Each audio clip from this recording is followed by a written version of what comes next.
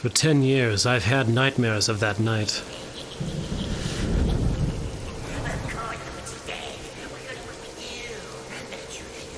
I saw our home destroyed.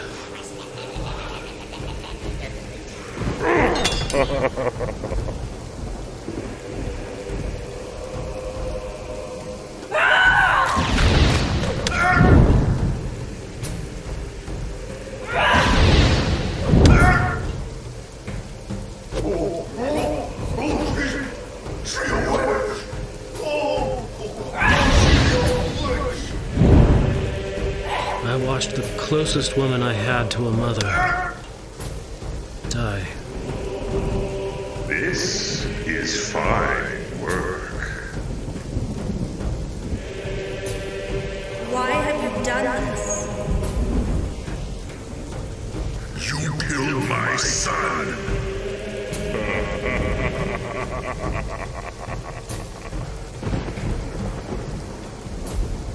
And my Laura. My greatest teacher was lost as well. No! I couldn't save the one who rescued me.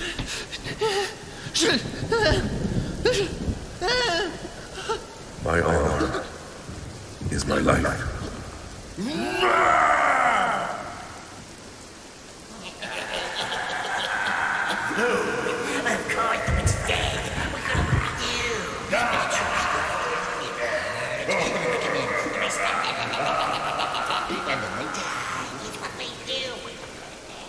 I can still hear ZORIN ask, Where are we gonna go?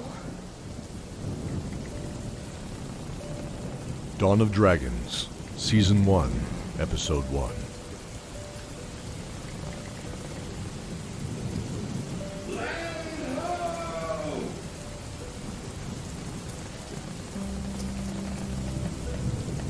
Reading 5 fathoms with sand and broken shells, sir. Hard to port! The bosun's cry was heard, followed by the familiar and much anticipated pipe. A boy about 20 looked back from the rolling sea. His dark brown eyes fell to the 20-foot wooden arm he currently straddled. The deck heaved 40 feet below his bare feet as he gently swayed with the tide. The once great square sail pulled up where he had tied it off 20 minutes ago, draped below him in billowing waves. He breathed with purpose into his nose and smiled. That smell of the dockside fishery was actually a welcome sign. It always reminded him of copper and cucumbers when it was pleasant. Today was one of those days. He could hear the busy dock with workers and laughing sailors taking to the streets ready to spend their hard-earned coin.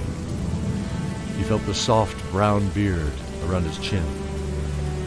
3 months. He could confirm it had been 3 months since he smelled and heard Port Lefort. He grinned as he crawled his way to the web-like network of ropes used as a ladder. There's your pay, lads. Thank you for all your help. The stout purser passed out a small bag of coins that jingled to each of them in turn. His blue eyes shone from behind the ruddy face and dark orange beard. A smile broke through. Welcome home, ZORIN. She walked down the street with purpose. Her long blonde hair was pulled back from her soft cheeks. Eyes blue like a deep ocean and lips that seemed to draw you closer, pulled back with a smirk as she shook her head ever so slightly. She knew there were eyes on her. She just didn't care. Nor did she ever care for the affections men provided. The dark scales of her armor cast a red hue at the edges, held back at the waist by a braided auburn belt, from of which swung a sheathed longsword capped on either end with simple brass work. It was a sword of purpose, not a fancy wall hanger. It was her paycheck. Her boots fell on the ground strong as she walked. The strength she possessed couldn't be seen where her arms alone rippled as she walked. The smell of sweet meadow flowers mixed with oiled steel and leather as she passed by. She returned from collecting payment for what she politely called a hunt. She was happy. This was another one she was able to subdue without death. prided herself in returning stolen goods or bringing in wrongdoers without bloodshed. She wasn't a butcher after all. To be certain, though, she made a living off of what she was good at. That sword was as keen as her persuasive voice, and her arm as strong as her startling good looks. Strong, beautiful, and absolutely dangerous. She turned to the door of the shop where the hammer rang against the steel in the next room. Good. She smiled. Opening the door, a wave of heat washed over her, the smell of burning coals and hot steel. She saw the young man in a dark leather apron hammering a glowing bar. His dark hair fell like raven's feathers around his face in a very traditional cut. His face was clean-shaven and glistened with sweat, about his strong chin.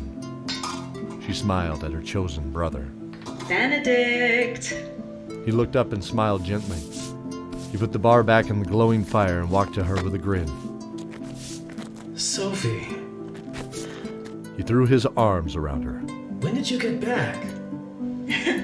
Just now, I thought I'd stop by before going to the house. Thanks. It's great to see you. Tonight, Cordelia's performing at the Pig and Turtle. Will you join us? Of course! She thought of their little sister. She was amazing with both her flute and her voice. She should not be missed. Great. I'll see you at home. He patted her pauldron shoulder and returned to the forge. Sophie smiled. As she left, she felt a pang of regret gnaw at her heart. She remembered his brother, the only boy she had ever loved. I miss you. She whispered to herself as she left. If she would have not have been in her own thoughts, she might have noticed the hammer paused for a moment, as Benedict remembered too.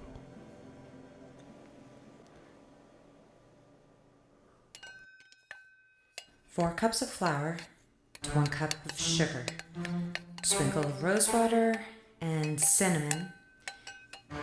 Beat 6 quail eggs. The kitchen was alive with the sounds of pans and smells of fresh-baked bread. A woman in a dirty apron was reading from an old scrap of parchment, carefully moving each item as she confirmed the ingredients.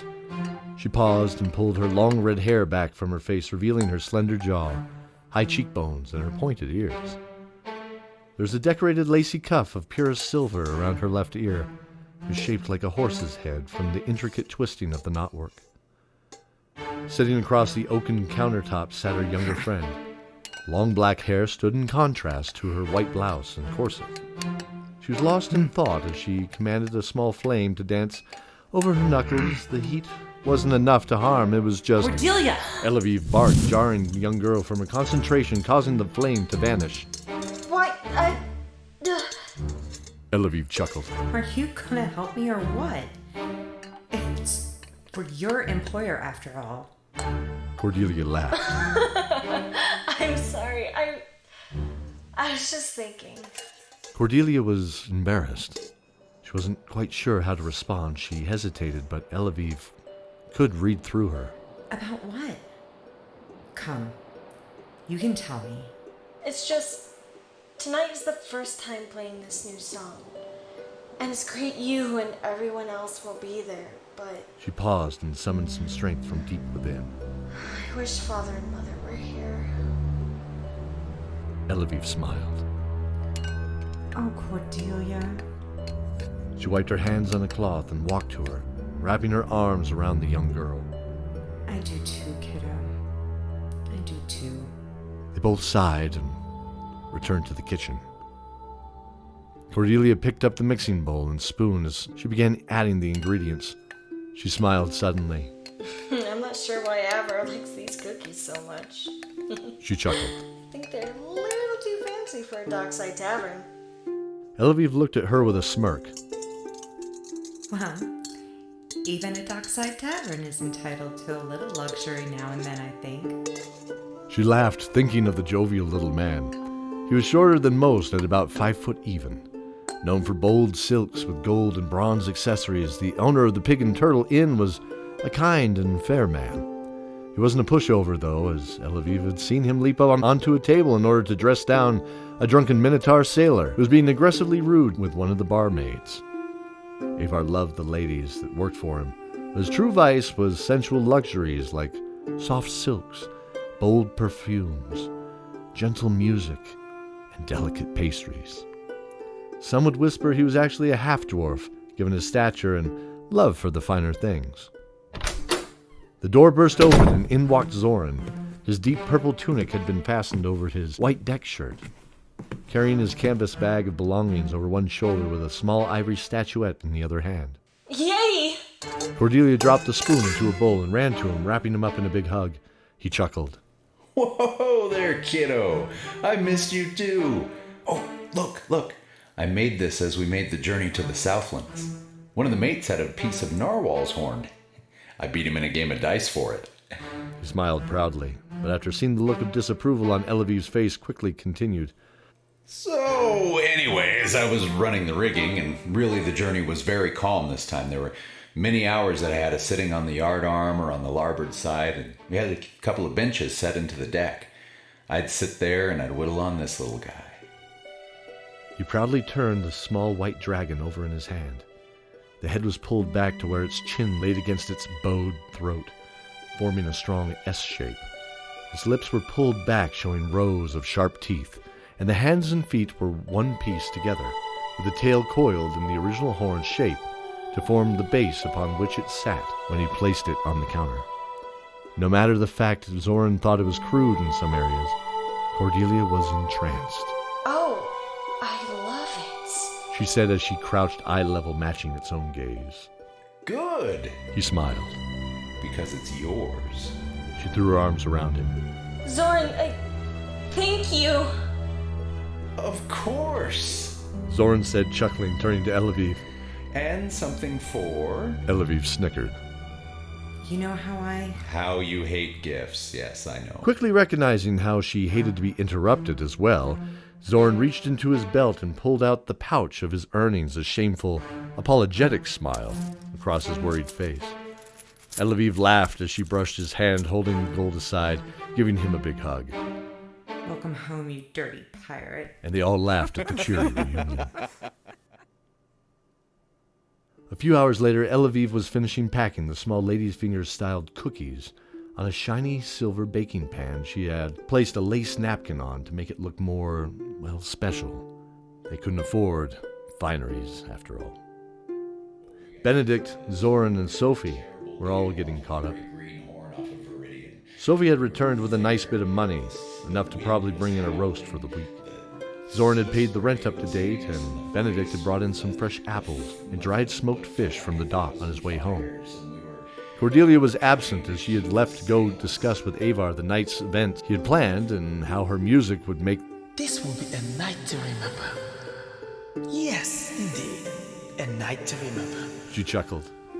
Port Lefort really was a decent place for them. She missed her trees, but she periodically could leave and find an afternoon hunting in the forest a few miles out of town, a little peace to herself. She had her own memories, after all, and needed time, just herself, and the forest air, to keep those demons at bay. BENEDICT looked so much like his father, Lucilius, strong and proud. She smiled, and she thought how Cordelia was looking just like Laura Hanna. ZORIN was shaping up to be a great man, but humble, unlike his father, Lord PALLUS. She looked at SOPHIE. Sophie smiled at her friends and nodded as they told their tales, but Sophie's eyes would look out the window and look across the port of Lefort into the red-orange dusk beginning to settle on the town, looking for something. ELLOVEVE sighed. She knew that look. ELLOVEVE recognized that look in herself, as she had once loved and lost as well. But that was many years ago. Many more years than 10 years that had followed the children since that one night in Alanotcon. Quickly brushing his memory aside, she noted the time. All right. Are we all ready to go? Yes. Everyone excited rose up to go out into the bustling street where the street merchants had begun to pack up for the day, or to head and also join the bustling nightlife of the city. ELLOVEVE chuckled again as she glanced protectively at the tray of treats in her hands, Avar's excitement plain in her mind. Everyone must come. This will be a night to remember. Yes, indeed. A night to remember.